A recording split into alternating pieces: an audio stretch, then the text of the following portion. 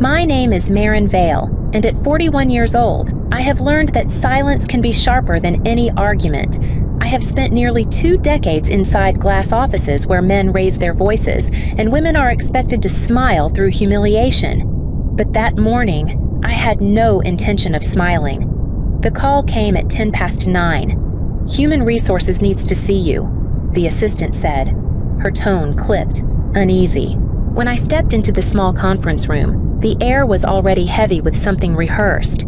The HR manager, Dana, kept her eyes on a folder. "Marin, is there something you haven't told us?" Before I could answer, the door burst open. Caleb Mercer strode in 30-something, flushed, expensive suit hanging off arrogance. Acting Chief Operating Officer, son of the founder. He didn't even glance at Dana. He pointed at me instead.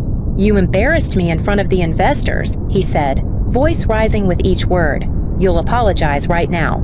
I had corrected his false data 2 days ago during a federal client briefing. It had saved the company from a compliance violation that could have cost millions. But facts were irrelevant when ego was wounded. I won't apologize for being right," I replied. My voice was steady, almost too calm. His face darkened. "Then you're done here. Effective immediately." He slammed his palm on the table, a hollow sound that made Dana flinch. I stood, unpinned my badge, and set it beside his hand. "Thank you," I said quietly. "Maybe I should have told you sooner." He blinked, thrown off balance, told me what I didn't answer. I turned toward the hallway, my heels echoing against the marble floor. Behind me, someone called my name, but I kept walking. The security guard met me by the elevator. He didn't speak either. Outside, Boston's cold wind hit my face like clarity. I exhaled and felt the tension leave my shoulders, years of warnings ignored, nights lost, loyalty wasted. 48 hours, I thought. That was all it would take for them to understand what I hadn't told them. And for the first time in years, I smiled. When I joined Helion Analytics 8 years ago, the office still smelled of new paint and ambition. I was the first woman to lead their compliance division, a novelty they paraded in press releases but quietly doubted in boardrooms. They told me I was a bold choice. I learned quickly that bold meant alone. Back then, I had a team of 6. We were supposed to build the company's regulatory framework from the ground up. Within 2 years, budget cuts trimmed the department to 3. By the 5th year, it was just me. The workload didn't shrink, it tripled. I warned them about system audits skipped to save time, about encryption renewals left pending. Every time. Caleb Mercer brushed it off. "We're not the government, Marin. We move fast," he said. Grinning like speed was a virtue. He was still a junior executive then, barely 30, already fluent in the language of power. I tried to keep things professional, but there was always that edge, the unspoken certainty that his name would protect him from consequences mine never could. One winter, during a quarterly review, I told the leadership team we were one compliance failure away from disaster. The CFO nodded absently, tapping his pen. Caleb leaned back and smirked. "You worry too much. That's why we pay you to worry so the rest of us don't have to." That line stuck with me. They wanted my diligence, not my voice. At home, my son Ethan would wait up, lights still on at midnight. "Mom, are you done saving the world yet?" he'd tease, half asleep on the couch. "Not tonight," I'd say, shutting my laptop. People count on me. He didn't know that those people rarely listened. Still, I kept going, patching weaknesses no one else saw, documenting everything in reports no one ever read. I told myself it mattered. Until the day I realized the only thing more dangerous than being unheard was being the only one holding the whole structure together. The presentation room was packed that morning. Federal clients, auditors, and every executive who usually pretended compliance didn't exist. I stood at the back, laptop open, running the live data feed. Caleb Mercer was at the podium. Perfect smile, perfect suit, perfect lies. He was presenting a quarterly security update, numbers that looked clean too clean. I had checked the logs myself hours earlier. One figure stood out, a section marked full audit compliance achieved. It wasn't true. The review was still pending. Caleb's voice echoed through the glass room. As you can see, Helion's system meets every federal benchmark. I felt my pulse quicken. My name was on those filings. If he signed off false data, the entire contract could collapse. I raised my hand. That benchmark isn't complete yet. Heads turned. Caleb paused, his smile twitching. "Excuse me. The compliance review for the encryption protocol is still under audit," I said. "It's not finalized. Reporting it as complete could invalidate the certification." A murmur spread across the table. One of the federal representatives frowned. "Is that correct? Ms. Vale?" I met his eyes. "It is." Caleb's jaw tightened. "We'll have that updated immediately," he said through his teeth. He moved on, his voice thinner, his charm cracked. After the meeting, I barely made it to my desk before his shadow fell across it. "You made me look incompetent," he hissed. I looked up from my keyboard. "I didn't make you look that way. I just stopped you from proving it." His face went red. "You will apologize." "Marin, in front of the board." "No." He leaned closer. "Do you understand who you're talking to?" "Yes, and that's exactly why I'm saying no." For a long moment, he said nothing. Then he smiled, not the polished one from the stage, but something smaller, colder. "You'll regret that." He walked away, leaving the faint scent of his cologne and the weight of a promise I already knew he'd keep. The morning after that presentation, I received an encrypted message marked Priority Internal Transfer Helion Parent Corporation. It was short. "You are reassigned to oversee the Department of Energy audit. Clearance confirmation in 48 hours. Maintain operational silence until verified." I read it 3 times before it sank in. The audit was federal, sealed under a Class A confidentiality clause, until clearance was active. I couldn't mention it to anyone, not even my own department. My official title stayed the same, but my duties changed completely. That afternoon, Dana from Human Resources called me in. "Marin," she began, her voice cautious. "We've received reports you might be working on something outside of Helion. Is that correct?" I met her gaze. "I'm following corporate directive." "What kind of directive? I can't disclose that." She hesitated, fingers hovering over her notepad. "You're saying you're doing work off record?" "No, it's fully authorized, just not by you." She frowned. "If you're working elsewhere, it could violate your employment agreement." "It doesn't," I said quietly. "You'll have documentation soon," before I could say more. The door swung open. Caleb stepped in without knocking, his tone already sharp. "You see, Dana. She's admitting it. Outside work. It's not what you think." I said, "Then explain." "I can't." He laughed under his breath. "Convenient. I'm under federal confidentiality." "Federal confidentiality," he repeated mockingly. "That's a new one." Dana tried to intervene. "Caleb, maybe we should verify with..." He cut her off. "No, we're not waiting while she hides behind excuses." I stood, tired of the performance. "You're making a mistake." He smirked. "If you were in my position, you'd do the same." "No," I said. "If I were in your position, I'd know what I was doing." His eyes narrowed, but he said nothing else. That conversation lasted less than 10 minutes, but it changed everything. 48 hours later, when the system tied to that same federal audit began to fail, they finally understood what I hadn't been allowed to tell them. When I stepped out of Helion's tower, the wind off the harbor cut straight through my coat. For the first time in 8 years, my phone didn't vibrate with alerts. No midnight pings, no flagged emails, no urgent requests that could have waited until morning. Just silence. I walked for blocks without direction until I saw a small cafe tucked between brick buildings. Inside, the air smelled of roasted beans and old wood. Lydia, a project analyst who had left Helion months earlier, looked up from her laptop and froze. "Marin, what happened?" I sat across from her, my fingers still cold. "They fired me." Her eyes widened. "You're kidding." "I wish I were." Why I stirred the coffee the barista had just set down. Because I refused to apologize, and because I couldn't tell them what I was actually working on. She leaned closer. The federal audit I didn't answer just met her eyes. That was enough. She exhaled slowly. Caleb. Who else? Lydia shook her head. He's going to regret that. I gave a small, quiet laugh. He already has. He just doesn't know it yet. Outside the window, the sky over the harbor turned pale gray. The city was waking up. Helion's servers would be, too, somewhere on the 30th floor. The automated compliance renewal would begin, the one that required my cryptographic key to complete the Department of Energy's verification upload.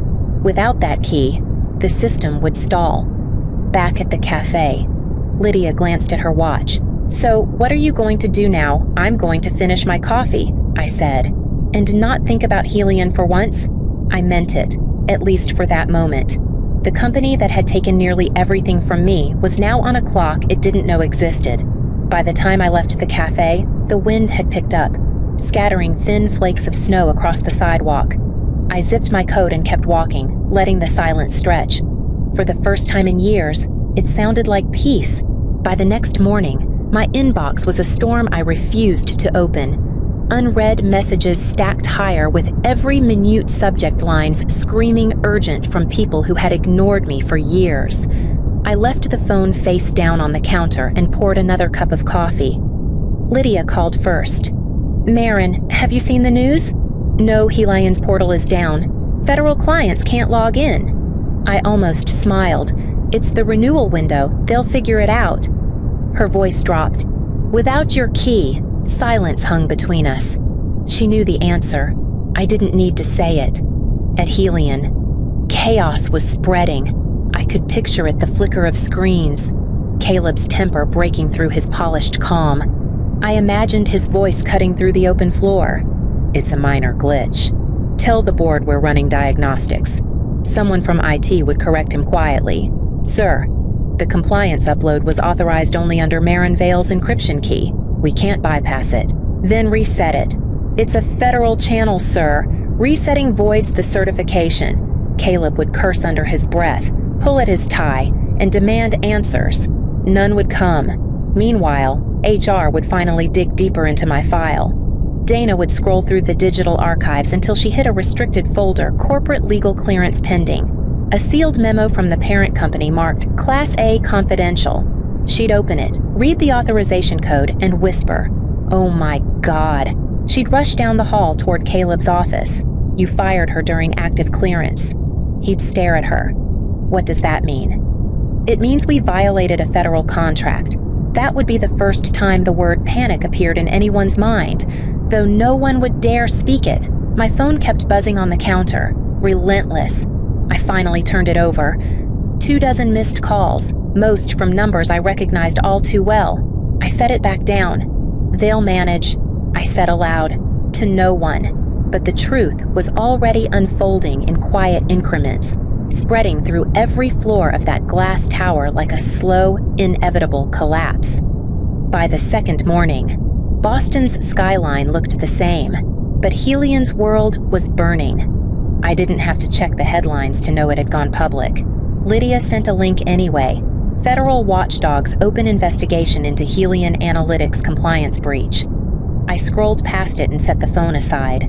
I had already started drafting an agreement with a consulting firm in Chicago. They had offered me a position the night before, half the hours, twice the respect. At Helion, the board had convened an emergency session. The messages flooding my voicemail painted the picture clearly enough. Caleb's voice, clipped and tired. We're experiencing an unexpected system stall. Just call me back. Then, Dana Marin, please. This isn't about blame anymore. Then, a new one, older, colder, familiar, Ms. Vale. This is Robert Mercer. I've just landed. We need to talk. I sat very still, listening to that one again. His voice carried the authority that used to make entire departments freeze, but now it just sounded heavy, worn. At that exact hour, in the 30th floor boardroom, I could imagine Robert standing at the head of the table, coat still on, eyes locked on his son. "You fired her during an active federal clearance," he'd ask. Caleb's tone would waver. She refused to disclose. She wasn't allowed to disclose. Robert's voice would cut through the room. "You didn't even check silence." A board member would slide a printed report across the table. "The Department of Energy has suspended Helian's certification pending review. If we fail to restore access by tomorrow, they'll terminate the contract." Robert would press both hands on the table, knuckles white. "Get her back." I looked down at my phone, the red icon flashing with missed calls. I deleted Robert's voicemail without saving it. The company that had ignored every warning I'd given was finally listening to the sound of its own collapse.